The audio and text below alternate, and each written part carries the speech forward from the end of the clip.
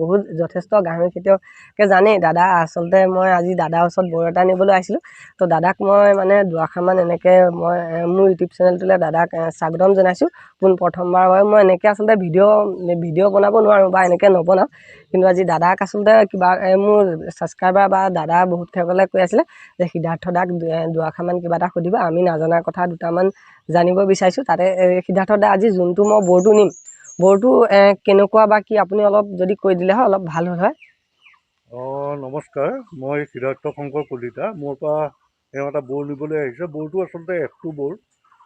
F2 মানে ইয়াৰ যিজনী মাক আছিলে ডিউৰক আৰু হেমশ্বেয়াৰ ক্ৰছ আছিলে, F1 আছিলে।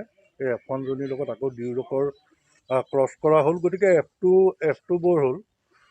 এতিয়া F1 আৰু F2ৰ মোৰ আচলতে ইয়াত ডিমাণ্ডটো অলপ বেছি আহিছে। আচলতে সকলোৱে ফেটেনিঙৰ কাৰণে আচলতে গাহৰি ফাৰ্ম কৰিবলৈ লৈছে। এইটো এটা খুবেই ভাল লগা কথা। আগতে কেৱল পোৱালি উৎপাদনৰ কাৰণে মানুহে গাহৰি ফাৰ্ম কৰে। আৰু পোৱালি উৎপাদনৰ কাৰণে গাহৰি ফাৰ্ম যদি বেছিকৈ কৰা যায়, তেতিয়াহ'লে কথাটো এনেকুৱা হয় যে পোৱালি চবেই যদি উৎপাদন কৰে, বেচিবকো তিমানবোৰ পোৱালি। গতিকে পোৱালি উৎপাদনৰ সমান্তৰালকৈ আচলতে মাংস উৎপাদনটো সকলো গাহৰি ফাৰ্মাৰ গুৰুত্ব দিব লাগে। এতিয়া ধৰক বাহিৰৰ পৰা গাহৰি আহি অসমৰ গাহৰি মাৰ্কেটটো বেয়া কৰিবলৈ সুবিধা কেনেকৈ পাইছে? এইটো আপুনি বিৰাট ধুনীয়া কথা এটা কৈছে। এইটো পাইছে সুবিধাটো এনেকুৱা যে আমি আচলতে মাংস উৎপাদনত গুৰুত্ব নিদিওঁ। সেইকাৰণে আচলতে আমাক বাহিৰৰ মানে বহিৰাজ্যৰ পৰা গাহৰি আনি পেলাই ইয়াত প্ৰডাকশ্যন কৰিবলৈ আমাৰ আচলতে ইয়ালৈ আনি আমাৰ মাৰ্কেটটো বেয়া কৰিবলৈ সুবিধা পাইছে। গতিকে আমি যদি প্ৰত্যেকেই ইয়াতে আমি মাংস উৎপাদন কৰোঁ, প্ৰত্যেকজন গাহৰি ফাৰ্মাৰে পোৱালি উৎপাদনৰ সমান্তৰালকৈ যদি মাংস উৎপাদন কৰোঁ, তেতিয়া খুব ভাল কথা হয়। আৰু এটা কথা মই কওঁ যে আপোনালোকে যদি ফেটেনিং ফাৰ্ম কৰে, তেতিয়াহ'লে ব্ৰিডিং ঘৰতে কৰিলেও ফেটেনিং কৰিব।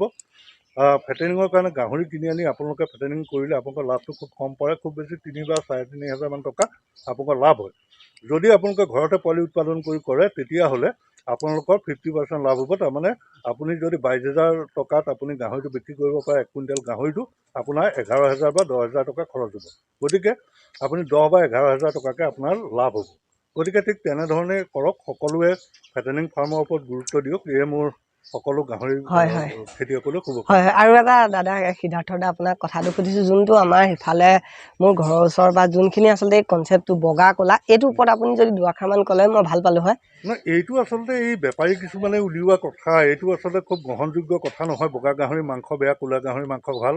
গাহৰি কাটি দিয়াৰ পিছত বা গাহৰি যেতিয়া ছালখন কৰি দিয়া যায়, তেতিয়া আচলতে বগা ক'লা এইটো পাৰ্থক্য নাহে। এইটো আৰু এটা কথা আছে। মই এই কাণ পৰা ঘুংগুৰু বুলি এটা গাহৰি আছে, এইটো লোকেল বুলি বহুতে কৈ থাকে।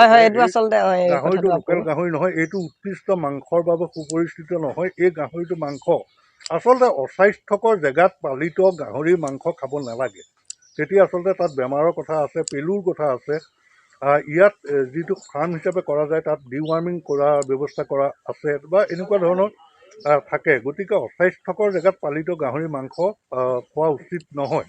কাৰণ আপোনালোকে চাওক, অস্বাস্থ্যকৰ জেগাত পালিত গাহৰি মাংস কেনেকৈ স্বাস্থ্যকৰ হ'ব পাৰে, এই কথাটো মই বুজি নাপাওঁ। আৰু এটা কথা, এনেধৰণৰ আচলতে বগা ক'লা এইবোৰ বুলি কোনো কথা নাই। বগা গাহৰি মাংসও ভাল, ক'লা গাহৰি মাংসও ভাল।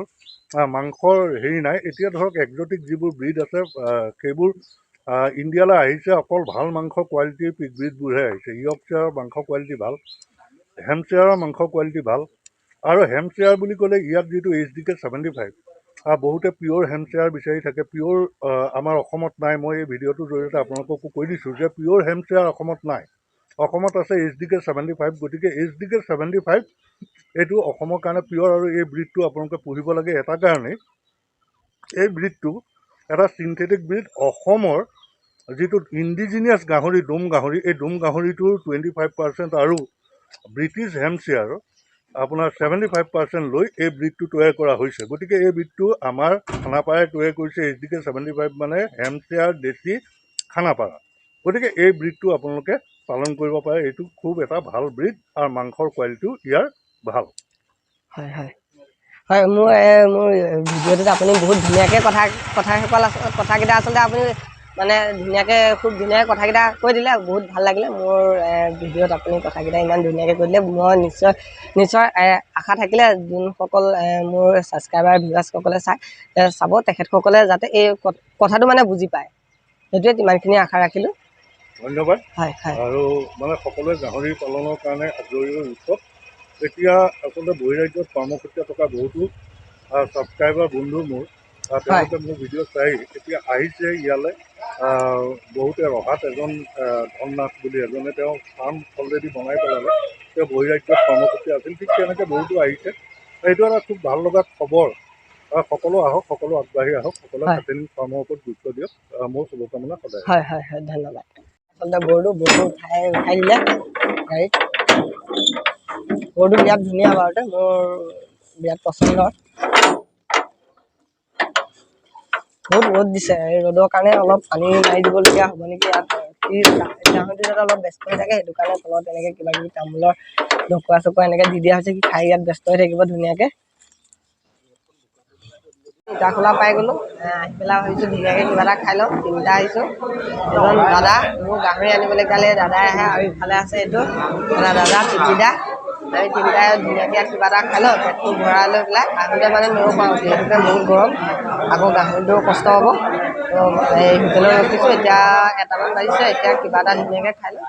খাই লৈ পেলাই ৰুটি চুটি কিবা এটা খাই লওঁ, কি পাওঁ কি পোৱা যায়। হোটেলখনত বহুত হুলস্থুল একদম। কি খাবা তুমি? চাহে খাবা? আমি পৰঠা ন, আমি পৰঠাকে খাম। দাদাই বোলে চাহে খাব। পৰঠা 2টা দিয়ক, পৰঠা 2টা লৈ লওঁ আহি পেলাই।